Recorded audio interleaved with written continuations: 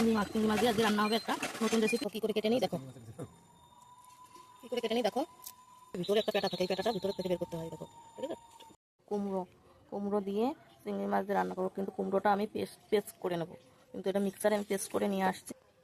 এই দেখো তেল দিয়ে দিলাম, চিংড়ি মাছগুলোর হলুদ লবণ মাখায় নিচ্ছি আমি। তারপরে আমি তেলে ছেড়ে দিলাম।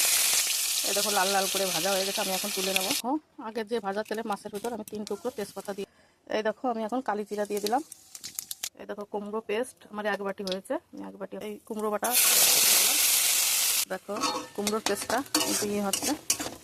এই দেখো কুমড়োটার গার দিয়ে তেল ছেড়ে গেলে মশলাটা ভালো করে কষে নিয়ে লবণ দেবো, একটু হলুদ দেবো, 1 চা চামচ লঙ্কা দেবো, কাঁচা লঙ্কাটা যে পেকে গেছে সেই লঙ্কাটা আমি, সর্ষে বাটা দেবো, সাদা সর্ষে, চাল মগজ দিলাম, এটা আমি পোস্ত বাটা দিলাম। এই দেখো মশলাটা দিয়ে ভালো করে আমি কষিয়ে নিলাম। এবার আমি গরুর দুধ দিয়ে দিলাম, তোমরা যে কোনো দুধ দিতেই পারো, যে গরুর দুধ প্যাকেটের দুধ থাকলেও দিতে পারো। অনেক সময় আছে নারকেলের দুধটাও তোমরা দিতে পারো, এটা আমার মা রান্না অনেকে আমরা।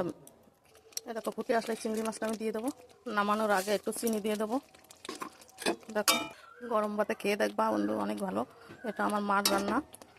দেখো, নমস্কার।